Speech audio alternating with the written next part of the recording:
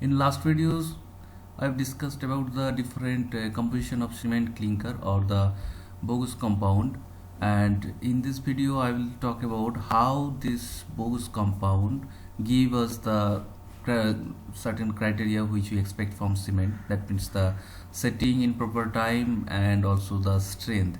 So how this bogus compound, that means this tricalcium silicate or dicalcium silicate or tricalcium aluminate, after addition of your water, give us the setting criteria and also the hardening criteria. Okay, so this whole process, that means setting and hardening, that comes from this bogus compound is known as the hydration process. So how through this hydration process the setting criteria and hardening criteria comes to this bogus compound. What happens when we add water to the bogus compound?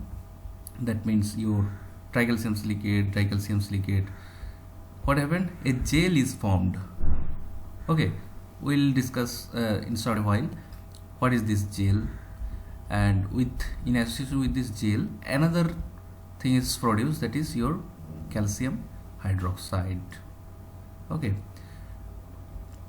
so this main two derivatives are produced from this reaction. So when we add water to the bogus compound, a gel is formed. In association with the gel, a calcium hydroxide crystal is also formed. So what happened? Suppose this is your bogus compound or dicalcium silicate or a cement particle, simply a cement particle, and it is surrounded by some sand. Say this is a stone and this is also a sand or stone or like this. So this is the matrix.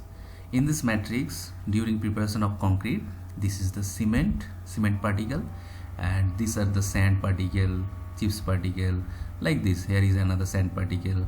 So like this the matrix is formed. Now we add water to this matrix. Okay, so as soon as we add water to this matrix, what happened? A crystal is formed known as calcium hydroxide. Water remains with the matrix, and what happens? This cement particle, this is the cement particle, gets hydrated and a gel is formed surround this particle. This is the gel. So previously the whole particle was cement particle or bogus compound or dicalcium silicate, tricalcium silicate. Now after addition of water, what happened? Surround this particle a gel is formed.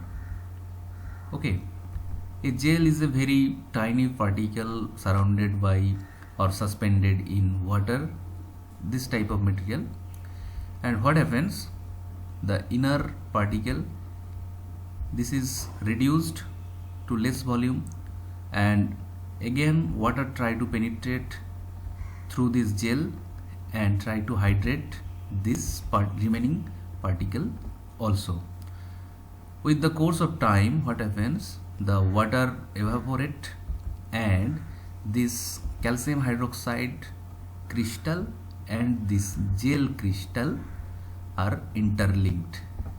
Okay, and this cement or the bogus compound hardened. So this is the chemistry between the hardening process and hydration process. So what happened? Hydration, in hydration you add water, the compound get hydrated, that means a gel is formed and the particle reduced. Never completely the particle hydrated. Why? Because when a gel already has formed around the particle, the water penetration to the particle become less, because here the gel resists the water movement. Okay, and by the course of time this calcium hydroxide crystal and this gel become interlinked, and the cement or the whole matrix, that means the sand, stone, everything's get stiffened and hardened. Okay, so what was the gel? Bogus compound, this is the bogus compound, that is tricalcium silicate or dicalcium silicate. When added with water, a gel is formed. This was the gel. What is the name of this gel? this is calcium silicate hydrate. That means in Bose compound there was already calcium oxide silicate or silicon dioxide.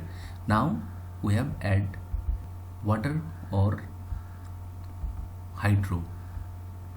Hydro means water. For that H has come. Okay, so this is the gel, and in association with the gel another compound is calcium hydroxide crystal. Okay, so this gel has a very good name. This is tobermorite. So this is the nickname of this gel, calcium silicate hydrate gel or tobermorite gel. This occupy almost 2/3 volume of the matrix. If we consider this is a matrix, almost 2/3 is the gel and remaining 1/3 is this calcium hydroxide. Okay, now this gel, as I have already mentioned, is a very tiny particle suspended in water, is extremely small and fibrous. Maybe it has a platy shape or tubular shape like that. Okay, and calcium hydroxide, it also by the pass of time become crystal. Now what is the role of calcium hydroxide within the concrete? Calcium hydroxide provide you the hydroxyl ion. Hydroxyl ion means the medium become base. Okay, the medium become basic, which is very essential for your river or still. If the medium is not basic, if it is acidic, in that case the river corroded. Okay, or corrosion take place within the concrete, your river get disturbed, distorted, and there is a obviously cracking will occur within the concrete, because whenever there is corrosion within the reinforcement, it try to expand and the concrete cannot take that tensile strength due to your expansion. Okay, so how the concrete hardened in addition to the water we have already discussed. What happened? First, your tobermorite gels are formed from the Bose compound and calcium hydroxide is also formed. These crystals are interlocked with each other and provide strength. This is the basic chemistry. You can do a lot of research about the micro detailing about this crystal formation, gel formation, everything. Okay, so right now this is the basic, how this is formed or how the concrete become hardened or cement become hardened. Okay, now you can say that I will try to produce more CSH or less CSH gel or tobermorite gel, which is better for me. Okay, C3S or tricalcium silicate produce less this gel, tobermorite gel, but more calcium hydroxide gel. On the other hand, C2S or dicalcium silicate produce more tobermorite gel but less calcium hydroxide gel. So what will happen? So what? This will be the question. What does it mean? It has a very big implication. If more calcium hydroxide, that means calcium hydroxide has a chance to leach out with water. So in hydraulic structure like dam, there is a continuous flow through the concrete portion, seepage flow. So this calcium hydroxide try to leach out with that flow, seepage flow, and leaves void or make the concrete porous. Okay, so obviously you know the consequence, it will simply collapse. That's why in hydraulic structure like dam, we never use the cement which have more C3S or tricalcium silicate. We always use dicalcium silicate rich cement. This is the implication of this discussion. Now we'll discuss how much water is required for this hydration.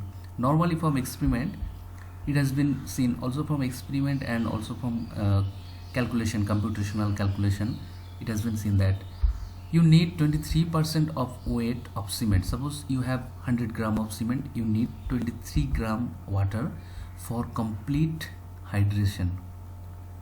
This water combined with the Bose compound, okay, and form the gel. This water is known as bound water. And I have already mentioned that your gel always need to be saturated for further hydration of the inner molecule. This is the already formed gel.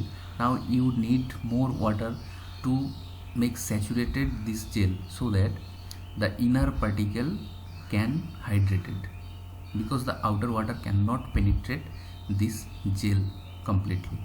So for that saturation we need another 15% of weight of cement or another 15 gram of water. So total 38 gram of water is required for complete hydration of your 100 gram cement.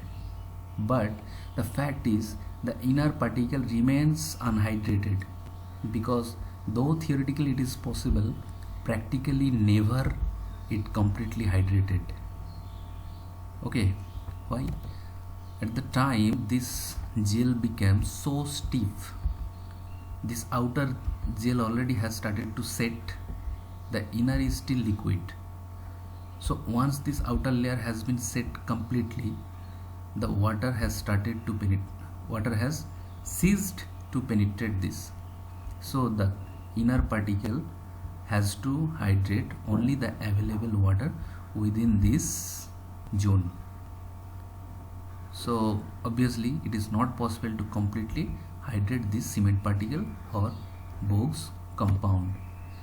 Okay, and that's why if it is not completely hydrated but the water is there, that means 38%, suppose 35% has been used but 3% has been there, what will happen? By the time of time it will evaporate, leaving pores within the concrete.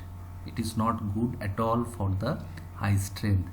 That's why in high strength concrete we assumed that it will not be hydrated completely, so there is no necessity to provide 38% water. So water cement ratio always kept, it is a good practice to keep the water cement ratio below 38%.